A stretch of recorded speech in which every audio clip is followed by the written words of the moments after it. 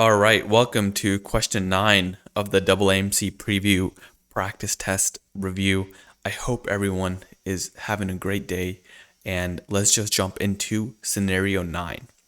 You have been elected president of your student government. Students have expressed ongoing concerns that the school's pass rates on national certification exams are below average, and that the school's curriculum is not preparing students adequately for these exams. Even though faculty are aware of this concern, they have been reluctant to make changes to the curriculum. You and the other student representatives are meeting with faculty members to discuss the concern. Okay, so, I'm going to underline this last sentence here because it's pretty similar to how the last sentence, it looks pretty similar to how the last sentence of scenario 8, what we just did, in that we're tasked with holding a discussion. And, as we learned from the previous question, when we hold discussions, it's very, very critical to be respectful to the other party, right? Be open to feedback and be open to conversation. And definitely don't be rude or blame others. Like, don't blame the professors or the faculty. And just like the last question, it's really important to frame this problem correctly because, the difference between a 3 and a 4, remember, and difference between, a 1, 2, 3 and a 4, particularly, let's think about the difference between a 2 and a 3. Ineffective responses will not improve the situation, right? But effective responses will, or at least could help, right? It could help the situation. And why that's so key is because the critical point about improving this situation, about helping this situation, is to hold a collaborative, open-minded discussion with the faculty. Precisely because we can't solve this problem, right, without collaborating with the faculty. So in order to make the situation better, to help it, we have to take a collaborative approach. And that will be a very distinct divider between ineffective and effective responses. So, to have and address the problem, we really need to embody that collaborative approach. So with that out of the way, let's jump into this question. And before we do, just like with all questions, we make sure to summarize the main problem really succinctly. Here we're tasked with representing our class who are concerned about the school's national exam pass rate, and the professors have been reluctant to make curricula changes. Okay, so let's jump into 9.1. 9.1. Present the faculty with a list of expected updates to the curriculum. Okay, so let's ask, and let's go through our two-step differentiation process, right? And we'll really focus on the second one. Are you taking steps to resolve the main problem? And remember, what this means in the context of scenario 9 is, are we holding a collaborative open discussion? For 9.1, it's clear that we're not holding a collaborative discussion, right? We're simply presenting our faculty with what we expect them to do and how we expect them to update the curriculum.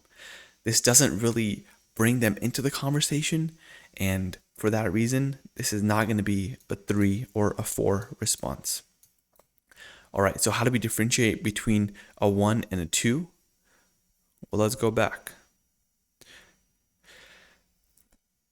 To what extent are you recognizing there's an issue, offering a solution, or relinquishing your responsibilities? That's not as relevant here. Are there any over consequences to our response? Are we disengaging?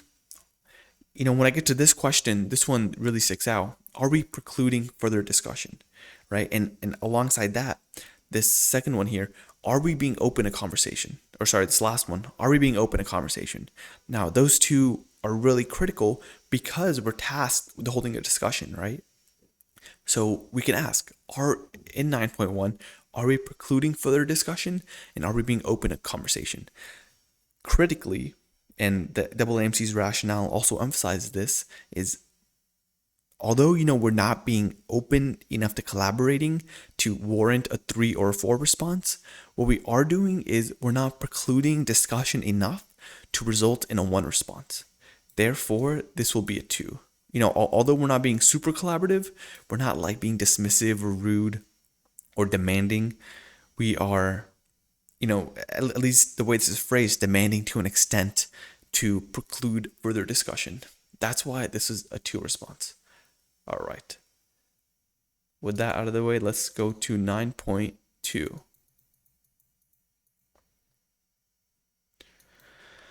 All right, 9.2.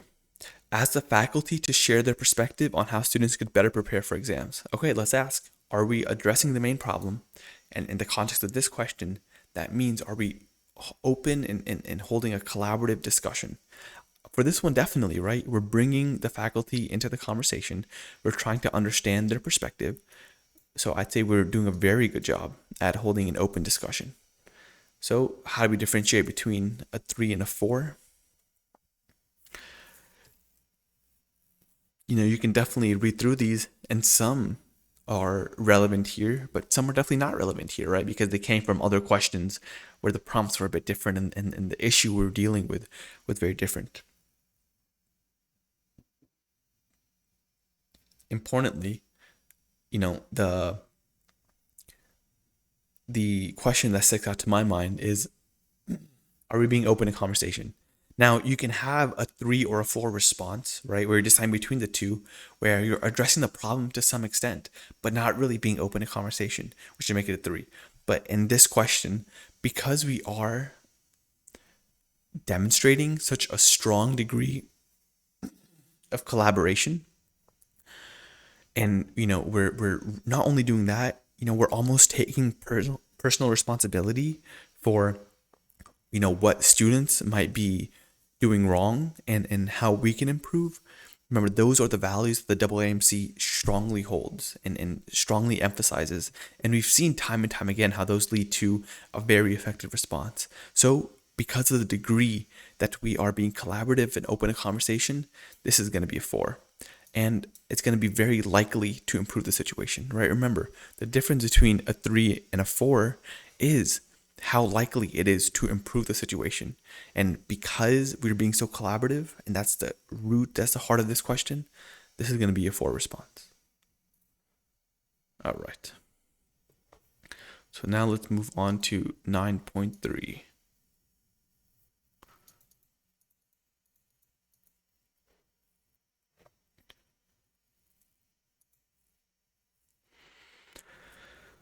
All right, so 9.3.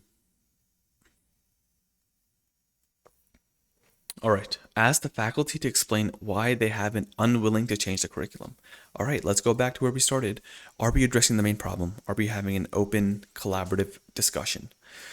Not really, right? We're not really doing that because we are, we're putting all the responsibility on the faculty, and we're saying, hey, why haven't y'all changed the curriculum? What's going on here? For that reason, I'm going to immediately put this into a 1 or a 2. So now, let's go back. How do we differentiate between a 1 or a 2? Now, I think this one is a little bit more tricky, right? Because in my mind, we are being a bit rude, right? We're putting the blame on the faculty, and that can potentially lead to overt consequences. But we got to remember, a key point here is, and as we've come back to on this question specifically so much, is, are we holding an open discussion, right? And are we being open to conversation? And are we precluding further discussion? Now, this question, although, it's a bit rude, and,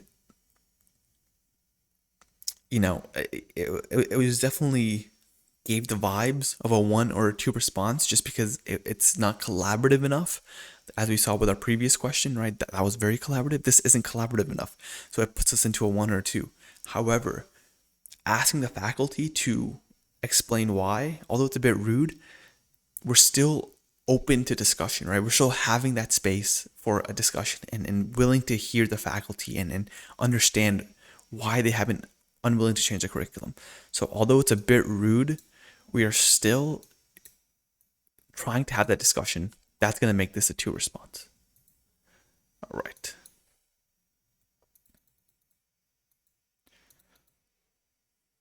Nine point four. 9.4. Propose setting up a series of meetings with both faculty and students to discuss the concerns. Okay, so, are we being open in conversation and collaborative? Well, definitely, right? We're holding more meetings. So this is definitely, our intuition should put this into a 3 or 4, just because it's very proactive, and that's also one of our differentiators, right? If we look to how do we differentiate a 3 and a 4, how proactive is our response in helping similar problems from occurring in the future, right? Are we being open in conversation? Are we taking actionable steps to improve the situation? For all those, this is very clearly a yes, right? We're not only are we being proactive, we're setting up a series of meetings. So in case anything else comes up, we can tackle those issues when we get there. We're taking very actionable steps in setting up meetings, right? And also we're being open to discussion. This is definitely a 4 response. And, a little bit of a hint, at least from this practice test, if you have this idea of setting up a series of meetings, the AAMC really, really likes to do that. I guess, it's a very actionable step that's, proactive, and the AMC, AAMC is likes to set up meetings, a series of meetings. So if you ever see that, just think it might be a good response. It's definitely, there's no rule here that this is definitely going to be a 4 response every time you see this phrasing of proposing setting up a series of meetings, but it's a good thing to look for because, it's an actionable step that often promotes discussion and collaboration. All right, let's finish this off. 9.5. Tell the faculty that the curriculum must change immediately given the students' concerns. So when I read this, I'm definitely like, must change immediately. Like that's, if we're talking about collaboration and being open to discussion, that's not it, right? That's not it at all. So I'm going to put this into a 1 or 2 almost immediately. So now let's go back to how we differentiate a 1 and a 2. And we, let's be consistent, right? Let's ask the same questions that we have before for differentiating a 1 or 2. Are we precluding further discussion? Are we being open to conversation? We're definitely being like a bit dismissive and rude, right? That's definitely a problem here. And there might be some consequences, right? But are we being open to discussion? Definitely not, right? We're not asking them anything. We're not, even that first question where we presented a list of expected updates, that still held some space for conversation, right? This definitely does not. We are saying that the curriculum must change immediately. There's no room for collaboration here or conversation. That's why this is going to be a 1 response. All right. So that's it. That is scenario 9 on the AAMC preview practice exam. I hope this was helpful. If you found this helpful, please share with your friends, anyone who could benefit from this, and like and subscribe. That really, really helps the channel see more people and can help more people out too. So yeah, thank you all for watching. I will see you for scenario 10